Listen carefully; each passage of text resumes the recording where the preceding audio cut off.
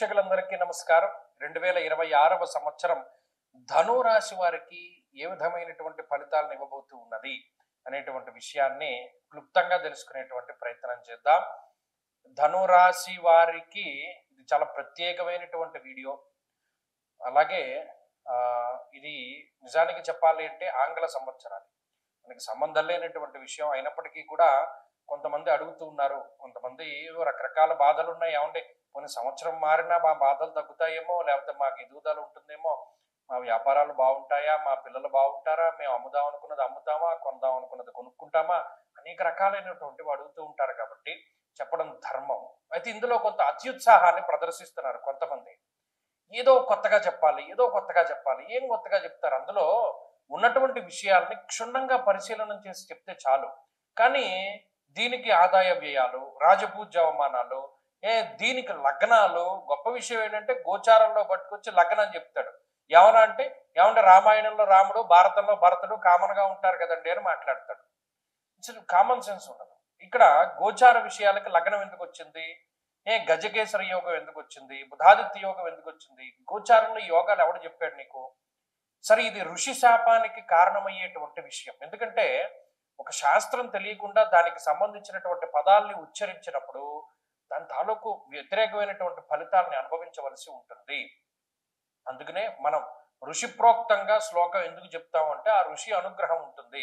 నిజానికి ఏదైనా చెడు జరగవలసిన ఉన్న ఉదాహరణకి ధనురాశి వాళ్ళకి పలానా గ్రహం బాలేదని నేను చెప్పినా ఆ ఋషి ఆనందించి వీడు శాస్త్రోక్తంగా చెప్తున్నాడు కాబట్టి ధనురాశి వాళ్ళకి ఏదైనా మంచి చేయాలి అని ఏదో ఒకటి, అది ఏ రకంగా మనకి మంచి జరుగుతుందన్నది తెలియదు. బాగా జీవితంలో ఏదో ఒకటి మంచి జరగడం. అందుకని ఋషి అనుగ్రహం ఉంటే ఆ దోషాన్ని సైతం తీయగలిగేటువంటి శక్తి ఇస్తాడు ఋషి. అందుకనే నేను శ్లోకం చెప్తూ ఉంటాను. సరే, ఇవన్నీ పక్కన పెడితే ధనురాశి వారి ఉన్నటువంటి విషయాలు.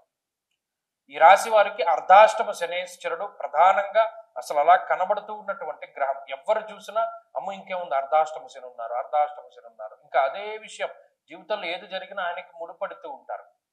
అయితే రాహు యొక్క స్థితి, తృతీయ మందు రాహు. చాలాసార్లు నేను చెప్పాను, గోచారమందు తృతీయ రాహు యోగించడు, కుంభమందు రాహు యోగించడు తృతీయ స్థానంలో. ఒకవేళ యోగిస్తే వేరే రకంగా ఉండాలి ధనురాశి వారి యొక్క స్థితిగతులు.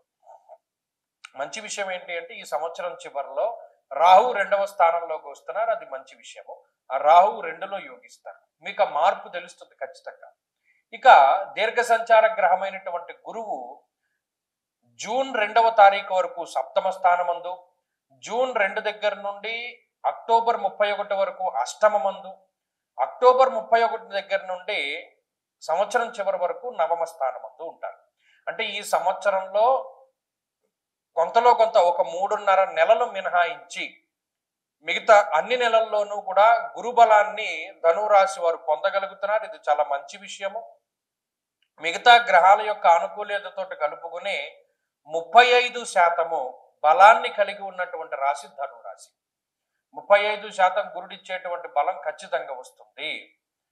కాబట్టి పాస్ అయ్యారు, పాస్ మార్క్ వచ్చేసింది. గత సంవత్సరంతో పోల్చుకుంటే ఈ సంవత్సరంలో కొన్ని బలాబలాలు పెరుగుతాయి. అంటే ఈ కూటములు, లేకపోతే గ్రహణాలు, ఇంకా చిన్న చిన్న గ్రహాలు ఉంటాయి, శుక్రుడు, బుధుడు, కుజుడు, రవి, ఈ గ్రహాల తాలూకు అనుకూలతలు పెరుగుతూ ఉంటే గత సంవత్సరంతో పోల్చుకుంటే కొంత మెరుగైనటువంటి వాతావరణంలోనే ధనురాశి వారు ఉన్నారు.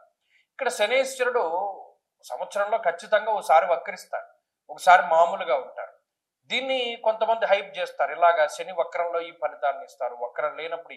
ఎప్పుడు కూడా రాశి మారితేనే ఆయన ఫలితం ఉంటుంది. అందుకని చూడండి, గత సంవత్సరంలో గురుడు వక్రగతి రుచిగతికి మనం ఫలితాలను చెప్పలా, అత మునుపు ఫలితాలను చెప్పాం. ఎప్పుడు ఉంటుంది ఎప్పుడు లేదన్నది తెలుసుకునే జ్ఞానం కూడా ఉండాలి జ్యోతిష్యునికి. అయితే సరే, ఈ విషయాలన్నీ మనం చూసుకున్నప్పుడు అర్ధాష్టమ శనేశ్వరుడు వల్ల ఏంటండి వ్యతిరేకత, అసలు ఫస్ట్ తెలుసుకోవాలి. చతుర్థ స్థానం అనేటువంటిది బంధు భావేన బంధుశ్చ గృహం మాతృబలం సుఖం వాహనం హృదయం భోజ్యం మానసం శయనం వదేత్త. సుఖంగా పడుకోవాలి ఒకడు, చతుర్థం చాలా ముఖ్యము. వాహన స్థానము, బంధు స్థానము, మాతృస్థానము, విద్యాస్థానము, ఉద్యోగ స్థానము, ఇవన్నీ కూడా చతుర్థానికి లింకప్ అయి ఉంటాయి. మరి అక్కడ శనేశ్వరుడు ఉండడం వల్ల ఏమవుతుందండి అంటే కొంచెం వాతశూలం మనక్లేశం భయం స్వస్థానహాని కృత్ అన్నాడు. చూడండి, ఇంట్లో ఉండడానికి భయం వేసి ఎలా చేస్తాడు శనేశ్వరుడు. అమ్మో, మనం ఇన్ని సమస్యలతో ఇంట్లో ఉండడం కన్నారే మనం పలానా అరుణాచలం వెళ్ళిపోదాం, పలానా కాశీ వెళ్ళిపోదాం, పలానా వేరే ఊరు వెళ్ళిపోవడం, అలా మనం దాని పేరేంటి, ఆ, చార్ధామ్ యాత్రకి వెళ్ళిపోదాం రా, గొడవ ఉండదు కొన్ని నెలల పాటు. అంటే అంత ఇబ్బంది పెడతాడు ఇంట్లో ఉండే సమస్యలతోటి. అనేక రకాల సమస్యలు వస్తూ ఉంటాయి, ఉదాహరణ తర్వాత ఒకటి, ఉదాహరణ తర్వాత ఒకటి. ఎంత మనం కాంప్లికేట్ చేయకుండా స్లోగా మనం దీన్ని మ్యానిపులేట్ చేసి ముందుకు తీసుకెళ్దాం అనుకున్నా సరే తీసుకెళ్దాం. అంతఃక్లేశం మన అంతఃక్లేశం మన క్లేశం సౌఖ్యహానిమ భోజనం. ఇక్కడ చతుర్థ స్థానముందు శనేశ్వరుడు ఉండడం వల్ల స్వస్థానం ఇంట్లో ఉండడానికి భయాన్ని కలగజేస్తాడు. అతి క్లేశ అన్నారు. సారీ, వాతశూలం మన క్లేశం భయం స్వస్థాన, క్షమించాలి, వాతశూలం మన క్లేశం భయం స్వస్థాన హాని కృత్ అన్నాడు. అంటే వాయు సంబంధమైనటువంటి రోగములు, వాత సంబంధమైనటువంటి రోగములు ఎక్కువ వస్తూ ఉంటాయి. గ్యాస్ట్రిక్ ప్రాబ్లమ్స్ రావడానికి, వాతానికి సంబంధించిన సమస్యలు రావడానికి, అలాగే ఏదైనా మానసికంగా ఇబ్బందికరమైన సైక్రియాట్రిక్ ప్రాబ్లమ్స్ అంటారు, అటువంటివి రావడానికి, నిద్ర పట్టకపోవడానికి, వీటన్నిటికీ శని కారకుడు. అసలైన రూట్ కాజ్ వదిలేసి అనేక రకాలైనటువంటి ఇతర విషయాలను ఎక్కువ చర్చ చేస్తూ ఉంటారు. ఆ ఇతర యావిగేషన్స్ ని చర్చించడానికి కూడా శని కారకుడు. కాబట్టి అవసరమైన వదిలేసి అనవసరమైన విషయాలు పట్టించుకోవడానికి ఆయనే కారకుడు అవుతాడు.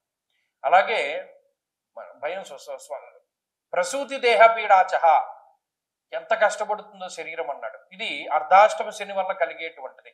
కాబట్టి ఇక్కడ ప్రధానంగా మనం దృష్టిలో ఉంచుకోవాల్సినవి ఏంటంటే ఈ విషయాలన్నీ, ప్రత్యేకించి గృహ సంబంధమైన విషయాలు, ఉద్యోగ, విద్య, మాతృ, బంధు, వీటికి సంబంధించిన స్థానాలు అవన్నీ దెబ్బతింటాయి. మరి వీటి నుండి ఎలా బయటపడతారంటే ఆ గురుబలం వచ్చినప్పుడే వీటి నుండి బయటపడుతూ ఉంటారు. గురుబలం తగ్గినప్పుడు ఈ ఫలితాలు అనుభవిస్తూ ఉంటారు. జాతకంలో బలం పెరిగినప్పుడు ఈ ఫలితాలు తగ్గుతూ ఉంటాయి. ఇవన్నీ కూడా ఇంటర్లింక్డ్ గా జరుగుతూ ఉంటాయి. ఉత్త గోచారం మీదే ఆధారపడి ముందుకు వెళితే ఎవడో బతకలేడు, జాతకం మీద ఆధారపడి ముందుకు వెళ్ళినా ఎవడో బతకలేడు. చాలా రకాలైనటువంటి ఫ్యాక్టర్స్ పనిచేస్తూ ఉంటాయి. ఇవన్నీ కూడా ఏంటంటే మనం బేరేజ్ వేసుకోవాలి. సో ఈ గ్రహస్థితి మనకి వ్యతిరేకత, ఇది మనకి అనుకూలత, ఇలా మనం తెలుసుకుంటూ ముందుకెళ్ళాలి బ్యాలెన్స్డ్ గా. తప్పితే అమ్మో నాకు అర్ధాష్టమ శని ఉంది, నా జీవితం లేదనుకుంటే ఆడ గురుబలం ఉంది కదా. కాబట్టి ఈ విషయాలను దృష్టిలో పెట్టుకోండి. ఈ సంవత్సరంలో పాస్ మార్క్ వచ్చింది. సరే, ఈ అర్ధాష్టమ శని బలం నుండి అంటే ఈ దోషం నుండి ఎలా బయటపడాలి అంటే శని త్రయోదశలు అని వస్తూ ఉంటాయి.